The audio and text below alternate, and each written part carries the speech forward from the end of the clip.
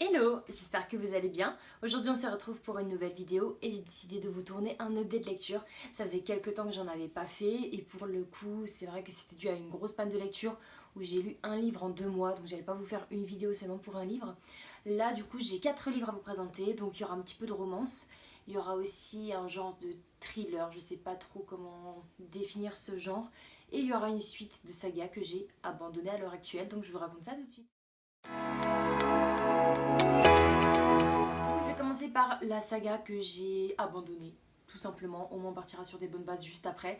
Il s'agit de la petite série d'Agatha Raisin de MC Beaton.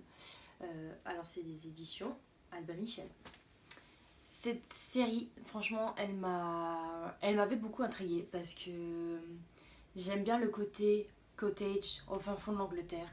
J'aime bien le petit côté de la mamie qui essaye de repartir en retraite anticipée alors qu'elle est super active. J'aime bien le côté intrigue où c'est que la personne va chercher à chaque fois des mystères et tout à résoudre.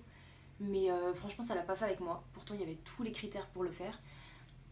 J'ai du mal à me mettre dans la peau du personnage, même si je pense pas que ce soit le but de l'auteur. Mais pour le coup, j'arrive pas à apprécier pleinement Agatha Raisin, j'arrive pas à trouver un rythme de lecture régulier avec cette saga. À chaque fois que je lis un tome, ça prend 3 semaines, 3 semaines, un mois, et je pense que c'est pas pour moi, ça doit être un signe. C'est la raison pour laquelle j'ai arrêté de lire du coup cette série. Voilà, je pense que tout le monde m'avait dit essaye le tome 2, voire le tome 3 pour essayer de te mettre un petit peu plus dedans. J'ai pas envie de racheter un livre, encore une fois, pour voir si la saga me plaît. Ça me plaît pas, c'est pas grave, j'abandonne. J'en ai plein d'autres qui m'attendent dans ma pile à lire, donc c'est pas bien grave. Ensuite, c'est un livre que je vous ai parlé, enfin un livre, c'est une autrice que je vous ai parlé la semaine dernière. Il s'agit de Colleen Hoover, donc Maybe Someday. Cette romance, du coup, je l'ai beaucoup appréciée dans le sens où je n'avais aucune exigence et aucune attente parce que je lis rarement de, enfin, je lis rarement de romance, voire pas du tout. Ça doit être l'un des premiers romans de romance que je lis. J'ai beaucoup aimé l'écriture, c'était fluide, l'histoire elle était belle, elle était mignonne, même si même s'il y a eu beaucoup de complexité dedans. On va suivre l'histoire de Sydney qui découvre que son copain la trompe avec sa meilleure amie. Du coup, elle se retrouve à la rue parce qu'elle décide de partir tout simplement. Et c'est son voisin qui va tout simplement la récupérer en lui disant bah voilà, nous on cherche une colocataire, viens chez nous, il n'y a pas de souci.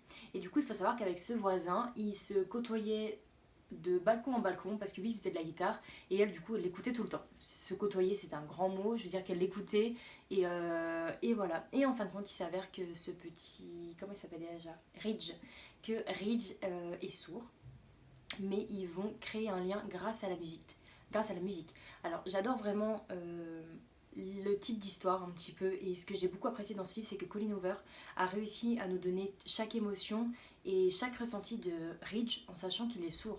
Je trouve que c'est pas, enfin c'est assez complexe et assez difficile de se mettre dans la peau d'un personnage je sais pas qui est aveugle ou autre, c'est assez complexe et pour le coup elle l'a fait d'une telle facilité que c'était vraiment très beau à lire et très bien. Et je vous recommande du coup cette petite romance. Je sais qu'il y avait Maybe Not. Alors je sais pas si c'est une suite de ce tome ou pas, mais je pense m'arrêter là parce que c'est. J'aime pas plus que ça la romance, mais je vais pas non plus abuser à lire non plus toute une saga de romance. Mais voilà, c'était un tome que j'ai beaucoup apprécié et je sais que Colleen Hoover est quelqu'un qui a fait de nombreux livres que j'ai dans ma bibliothèque. Je dois en avoir 3 ou 4 d'elle, donc je pense qu'il fallait que je la découvre avant de découvrir d'autres romans. Et du coup, c'est une grande surprise parce que j'aime beaucoup ce livre, donc c'est top. Alors, donc ça c'est un livre, je ne saurais dans quel domaine, dans quelle catégorie le mettre. Il s'agit de La tête sous l'eau d'Olivier Adam, je sais pas.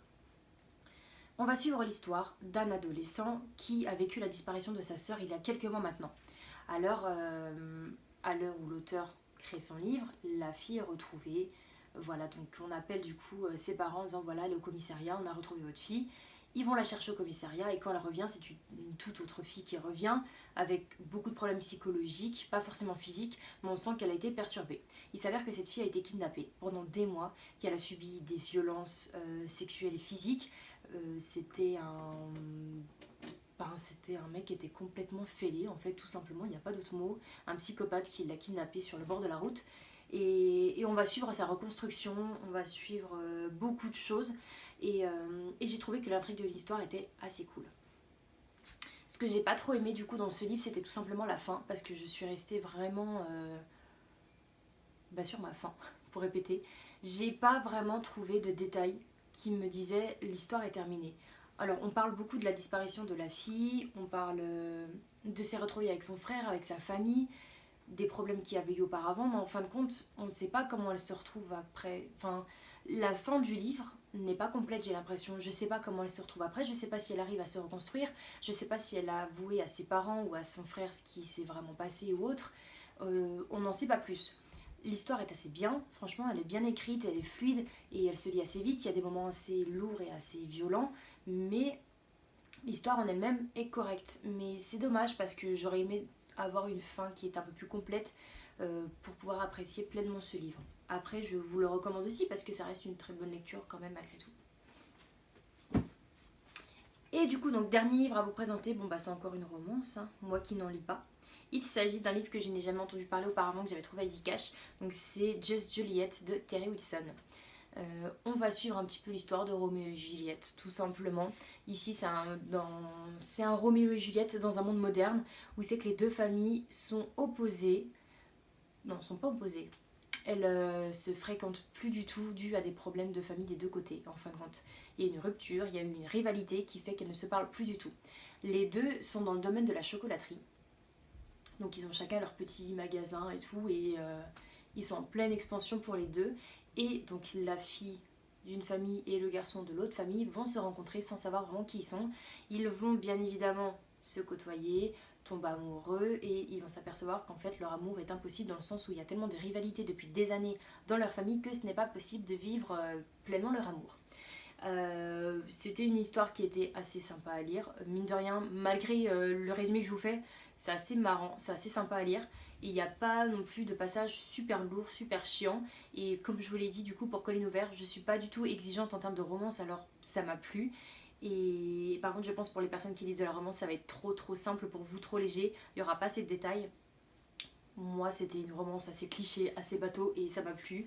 J'avais pas besoin de plus, je pense, et voilà, c'est une lecture qui se lit assez facilement.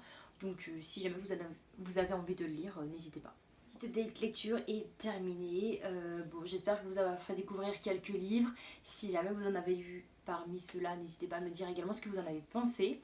Du coup, je vous souhaite de passer un très joyeux Noël et de bonnes fêtes. Donc, profitez avec votre famille, avec vos amis. Et du coup, on se dit à la semaine prochaine pour une nouvelle vidéo. Bye bye!